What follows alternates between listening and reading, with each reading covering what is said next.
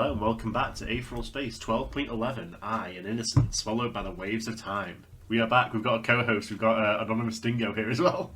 Anonymous Dingo, welcome! Hello guys, it's me, Anonymous Dingo. Thanks for having me for your Aetheral Space video.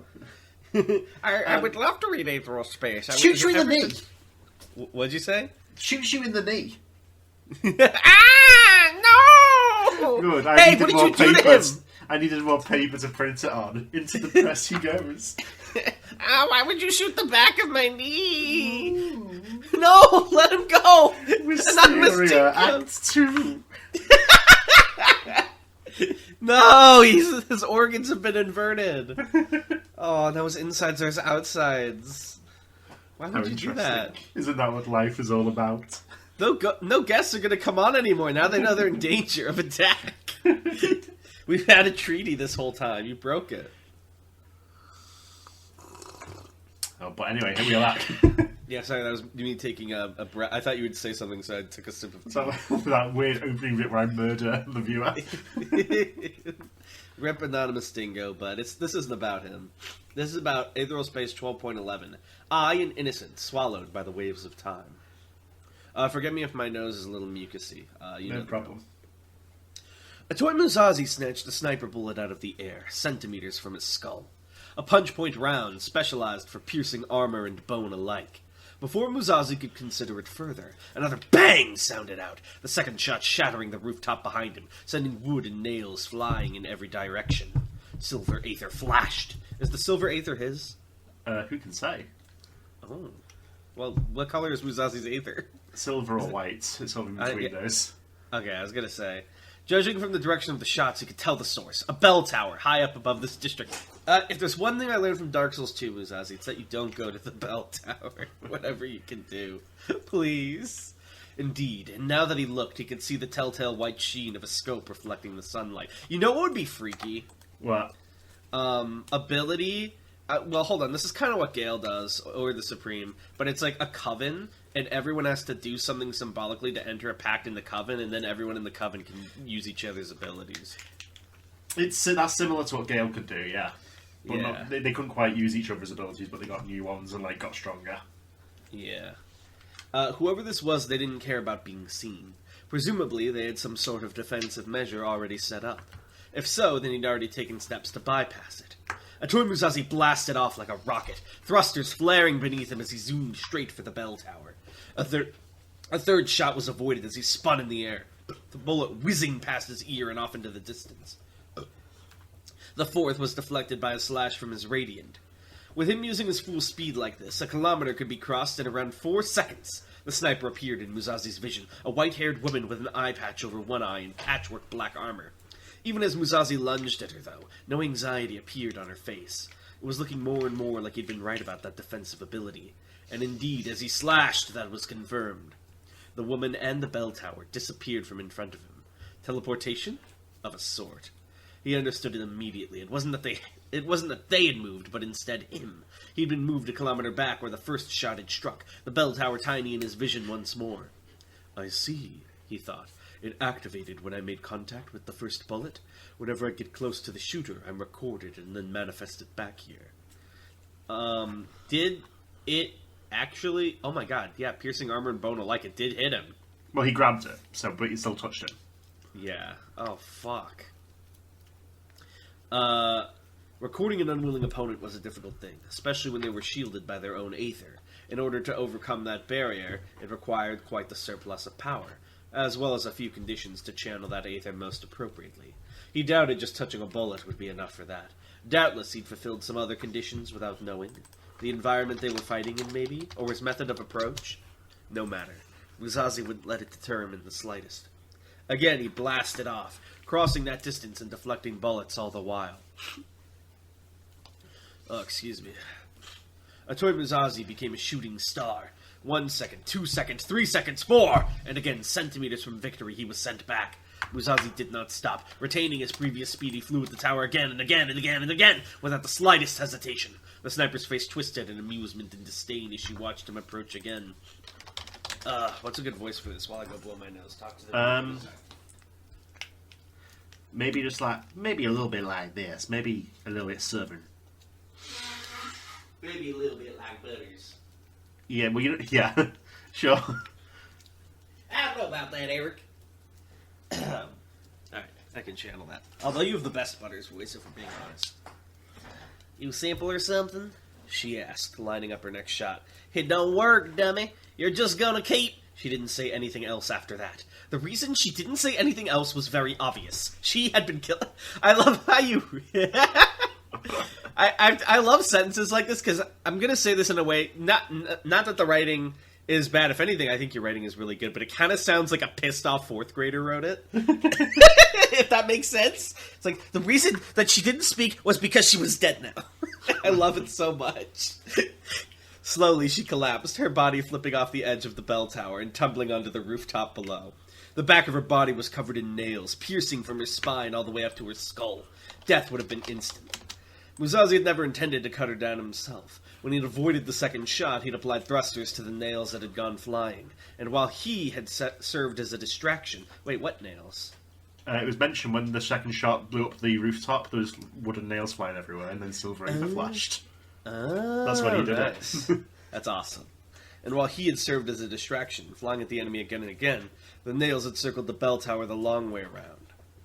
Once they were in position, it had just been a matter of flying them into her from behind. That teleportation ability could only be used on one target at a time. Musashi had gambled on that being another condition, and it seemed that bet had paid off. Not that he had time to celebrate that fact. Before he could even slow his flight down, the section of rooftops before him exploded upwards as a massive pugnant tore his way free, yellow aether sparking around him. The sections of rooftop he just annihilated fizzled away into that same aether as well. Strands of gold pulled back into his body. Hell yeah! The pugnant roared, his eyes and mouth blazing with golden light. Free XP, bitch! Yes! We finally got it! System activated. Level up. New ability acquired. Oh, I've been waiting for the RPG character. I think we mentioned this before. Oh, I'm so happy, Tan. I hope we get the line. Despite appearances, it seemed this wasn't an intentional ambush. Musashi, still moving at an absurd speed, went to swing his radiant at the pugnant's head, to end this battle before it could even begin. If only it were that easy. Right before Musashi could strike the pugnant, he was hit himself. Not by the massive man he'd been aiming for, but by an arm that had stretched over from all the way in the distance. As Musashi went flying, struck right on the jaw by the stretchy fellow's fist, the arm snapped back to its owner. The user of the stretching ability, an emaciated man wearing a white vest that hung off his form, cracked his neck. Don't let your guard down, bro, the skeletal man snarled. That's the full fucking moon! As he landed roughly on the tiled roof, Musashi transitioned into a roll, bringing himself into a ready position. It was a good thing he did, too. A second later, several huge hornets zoomed at him from a broken window, fast as bullets. It took all he had to deflect them. Two enemies on the roof itself. One had some kind of power to assimilate the destroyed environment. The other altered his own body to become stretchy. Another enemy in the building below. They controlled some sort of hornet familiars. 3 opponents in all. No, 4, 5, 6. I can't believe he's fighting a Shikigami user. He could see them, more and more, climbing onto the rooftops, leaping into the fray. Contestants drawn to this spot by the sound of battle, but more than that. No, that's fine. Yeah, I don't know why it's telling you that's incorrect, because it looks right. correct to me. Yeah, exactly. Drawn here by the chance to be the one who killed Atoy Musashi. Do we know this character? Yeah, it's King. He's the one who's sort of like gentle criminal. The old guy with the bird. Ooh, oh yeah, the butlerman. Yeah. He really is an admirable sort, isn't he? King said, dipping a biscuit into his tea. No, hold on, is this your biscuit or my biscuit? My biscuit. you fucker. No one will know. People will be like, why would you put a biscuit in tea? They don't know. Don't you agree, Horatio? He's in what one would generously call an unenviable position, and yet he just gets on with it. Good work ethic, fine determination, too. Of course, he'd seen a rather more extreme sort of determination in his own youth, but he supposed that was an unfair comparison. King watched through binoculars. Infusing his eyes was unnecessary and a waste of resources. As Atoy Muzazi faced off against the horde below. Does Aether have, like... Do you use up Aether for the day? I would say if you that? use it on one thing, you can't use it on another thing. Ah. It wasn't nearly as bad as it seemed. Well, perhaps it was, but it wasn't as bad as it could be. The sheer number of people going against the full moon meant they were inevitably getting in each other's way, creating mini-brawls that relieved some of the pressure from their target. Horatio tweeted, "No, get off Twitter!" Wait, who's Horatio? His bird. Oh yeah, that makes sense, never mind. Horatio tweeted, "Really?" King frowned, crossing his legs as he sat down in the office chair. "I expected this sort of all-out war to take a while longer yet. I don't even think they've noticed yet, have they?" Indeed, in contrast to the outer melees, which were essentially standard last-man-standing battles in a limited area, the inner melees came with special rules. Gimmicks, if one had to describe them honestly. Special conditions that would influence the battle, their exact nature hidden until the melee had commenced. King supposed it was no wonder he was the first one to notice it. He was the only one able to relax and observe, after all. The city was slowly sinking. Even after the incident 10 years ago, when Pangloss had been overrun by hordes of ancient drones and had spilled from the Devil's corpse, the city had managed to remain afloat. The supports that stretched all the way down to the seabed had remained intact, and so the ruins of Pangloss had occupied the same location as its glory, if a tad faded. Little edit for you. By the way, it's flooded, not faded. Little correction for you. It's a fad flooded. If a flad? It's a fad flooded. I was switching the letters. But that state of affairs had come to an end. At the moment the inner melee had began, underwater charges had been detonated along those mighty supports, and the city had begun its descent. There you go. The backup systems meant it hadn't gone down immediately, but by now there was no stopping it. Slowly but surely, the waves were claiming Pangloss. The city was divided into 6 districts, 5 of which were arranged in a wheel surrounding the 6th, Zenith. Zenith towered over the rest of the city, a place for the ruling class to live, and the grand cathedral at the center of Zenith towered over even the rest. The inner melee would end there, without a doubt, inside the massive skeleton that had once been considered one of the galaxy's most beautiful buildings. "A shame, don't you think, Horatio?" King mused, his sad eyes fixed on the cathedral's central spire. "All that history, all those memories, doomed to wash away, and for what? So these fools can play supreme?" Horatio cooed despondently. "Aww." King's voice was barely audible. "The only real Supreme died a long time ago anyway." But that, just like the city, was ancient history. It didn't bear thinking about. King recovered himself, took a deep breath, and straightened his white tie. If nothing else, a true warrior had to look presentable. He raised the binoculars to his eyes again. A wry smile tugged at his lips. The sight below was brutal, but not entirely unexpected. This was Atoy Muzazi they were talking about, after all. How funny would it be, because he mentioned, like, his youth and how the Supreme had long died if he just was, like, the first Supreme, cloned or something. Or, like, resurrected. "Oh, I suppose I'll have to activate it, then." Popcorn so I can drink my tea. Pant. Muzazi struggled to regain his breath, his arms feeling like they were weighed down to their limits. Blood, not his own, coated his body. The only sound outside his ragged breathing was the buzzing of countless flies. Apart from him, they were the only winners of this battle. The XP Puggin took up half the rooftop, body engorged beyond recognition. No! He didn't even get to say the line! Muzazi had pelted the man with debris until his heart could no longer handle the increase in strength the destruction had granted him. The Hornet user lay in 2 pieces, one hanging off the edge of the roof, the other bobbing up and down in the water below. The tiny scurrant with butterfly wings crushed against the wall. She'd been fast, but Muzazi had finally struck true with a lightning-fast elbow jab. The 2-headed cogitant decapitated twice. His heads had rolled away in separate directions. The assassin with the thin needle-like sword, Muzazi had snatched out his hand and run it through him. The foil manipulator who tried to scorch him with refracted sunlight, Muzazi had wrapped him up in his own tinfoil sheet and let suffocation do the rest. The fighters, the shooters, the assassins, the lost. Dead, dead, dead, dead. All around Atoy Musashi were corpses, the remnants of his good work. Those that hadn't died during this massacre had fled, choosing safer battlefields. The full moon had certainly shown why he shone so hard. So bright even, that should be. What a fool I was. If only it didn't feel so disgusting. Damn it! The man with the extendable limbs said, slowly rising to his feet. Damn you! Musashi turned to look at him. The emaciated man was covered in wounds, so much that he already looked like a corpse, but he continued to stagger towards Musashi all the same. That pugna had been his brother, hadn't he? He'd said. If so, then Atoy Musashi understood.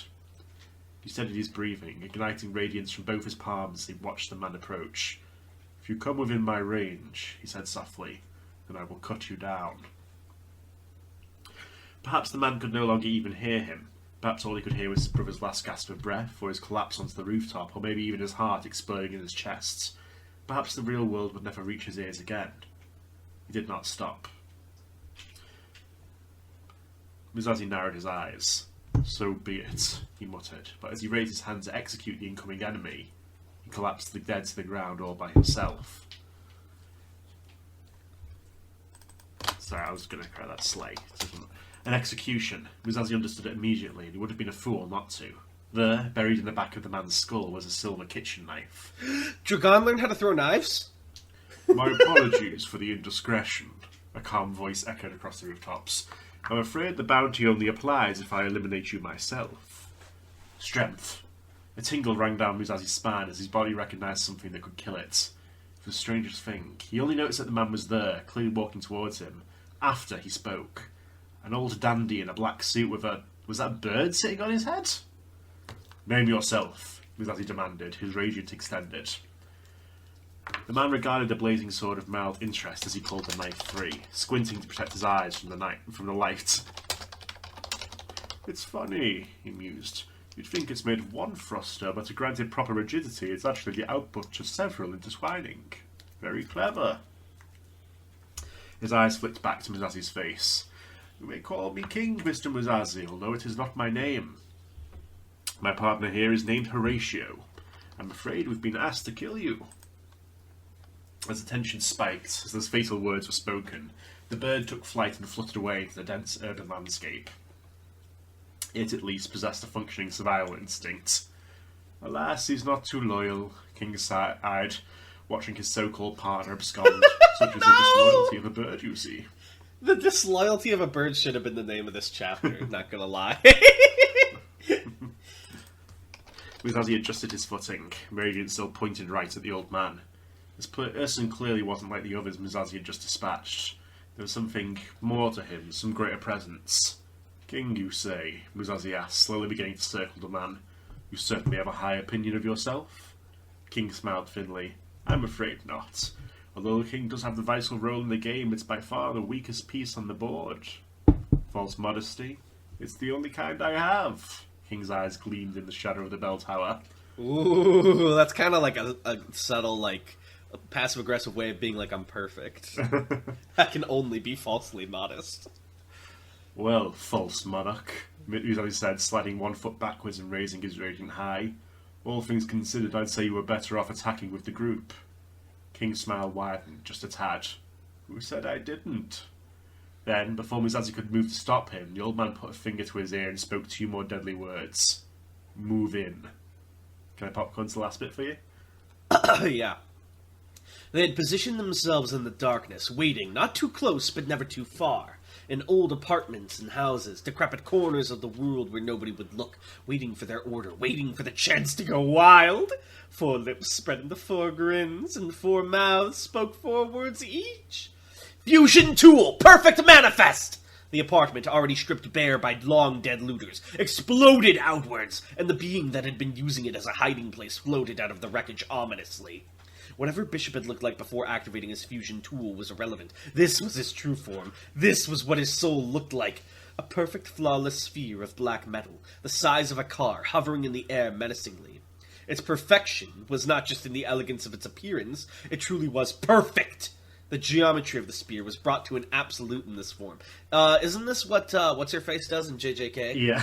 Hell yeah. She doesn't turn into it, though. It was different. Yeah, she doesn't turn it. No, I'm not saying you're stealing. I'm just trying to understand it. I did steal it, though. Yeah, but it's okay. Yes, a perfect sphere. One that would annihilate anything it touched. This so-called full moon was no exception. Fusion tool, blast shadow! A cloaked figure who had joined up with a band of weaker contestants spoke those words, and the sudden burst of pressure was enough to smash his so-called comrades against the walls of the street they'd been running down. Rook threw off his cloak as the transformation... wait, who was the first one, then? Bishop. Bishop! And this is Rook. Rook threw off his cloak as the transformation took hold, his armament cannon fusing with his flesh. The metal spread until it became a massive biomechanical monstrosity, consuming the entire left side of his body and covering it in dark metal. Cannons bristled from his new shape, each dripping with acidic fluids, and the long barrel of a gun extended out from the bald man's eye socket. So fusion tools when you fuse with an armament, right? Yeah, it's like a pseudo-awakening, basically. But you still have your consciousness and can turn back. Yeah. He sighed in ecstasy and took a step forward, crushing the skull of the corpse he walked upon. Fusion tool, Mount Malaise. Unlike most people who used a fusion tool, Pawn didn't experience so much of a change in shape as a change in size. His human body grew until he was the size of a skyscraper, laughing in glee as he watched the world shrink around him. He curled his gargantuan hand into a divine fist. He raised up his massive prosthetic leg, ready to bring it down into the churning waters. His long black hair swished around as a gargantuan curtain. As he took a thundering step. Hold on. Should it be like a gargantuan curtain? Either one fine, I like this. As a gargantuan curtain as he took a thundering step towards the rooftop where King was fighting. Even the leader of this impromptu crew looked tiny now. Oh, and Itoy Muzazi? Even tinier. Even more worthless. Finally! Every time he was able to use this power, he felt like he was on top of the world. After so long, blessed relief. After so long, sweet catharsis. After all this time. Bloody vengeance. Oh, whoops, I fucked that up. From his position down in the alleyway, Knight chuckled to himself as he watched the pillars of Aether stretching into the sky. Weren't there 4 of them, though? Yeah. But we've only seen 3 so far, right? Yeah, this is Knight. This is the 4th one. Oh! Whoops. From his position down in the alleyway, Knight chuckled to himself as he watched the pillars of Aether stretching into the sky. I thought that said King, my bad. The telltale sign that his comrades had activated their fusion tools. Their transformations took so damn long, unlike his. He supposed that made sense, given his ability. All traces of Knight's human identity had vanished with his new form. His limbs were as thin as sticks, his ribcage had warped until it was more like a hollow octagon, guarding the spot where his heart would have been. Even his face had been flattened away to nothing. It was like he was an insect twisted into a humanoid shape. But that was fine. It was more than fine. All that stuff had been dead weight anyway. The only things Knight needed in this world were this almighty speed. He lowered his body to the ground, and the legs with which to use it, and vanished. He's so fast that he finishes transformations before we even cut to him, so we never find out the name. What is it, though? It's too fast. It's just like a letter. Another kitchen knife slipped out of King's sleeve and fell into his waiting. It's just the beginning of the sound of a letter. It's like, and then he goes. It fell into his waiting hand. He regarded Muzazi with those cold blue eyes, the pillars of Aether shining behind him and providing a divine backdrop. Slowly, as if cautious he would cut something, he raised that knife in Muzazi's direction. The tip of the radiant met the tip of the King's blade, and sparks rained down from the contact. "I hope you won't hold such tactics against me," King said softly. "I work to eat, after all." Muzazi smiled, despite the drop of sweat trickling down his forehead. He drew his blade back. "Oh, not at all," he said. "I'm sure you need such tactics to survive, after all." There was only time for the shortest snort of amusement from King, before the battle began and steel met light. I can't believe this. He had to fight a whole army of people. Now he has to fight another gang of people. Is anyone going to come to his aid? I cannot believe this. Such a pathetic moon. Full moon, more like fraud moon. Sea of tranquility. Could you imagine Muzazi on the brink and then all of a sudden you hear a Gemini shotgun? Muzazi on the brink is like domain expansion. If only. Sea of tranquility. That would actually go hard as fuck. New shadow style or whatever the fuck it's called. Simple domain. Oh man. All right. Well, oh no. I almost forgot the fun fact. Okay, let's. I used up some good ones already, so let me see. What's in the ether thread? Guy who can find channels. We have too many channels. Okay, we have a couple new questions. It looks like. Oh yeah. Let's see. Okay. Jemsky 100 asks, what was Negan Rush's Aether ability? Did he have one, and was it the same as the toys? He did not have a specific Aether ability. It was just like the basics, but to such a degree that they were too fucking strong. Yeah, that old like master the fundamentals type head. Yeah. Let's see. Okay, one more question. Arthur asks, how many tomfoolery clown skirrents exist? Like, how many of that type of skirrent are there? There's a good few. It's not like a rare one necessarily. It's just like you'd see maybe a couple of them around. Like 500? A million? Like a million.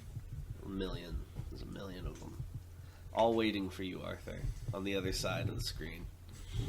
Let's go to Aetheral Space World together. I would not want to live in Aetheral Space World. There's a few questions left, but let's save those for 12.12. No problem. So, thank you guys for listening, as always, and we'll see you next time. Bye! Bye!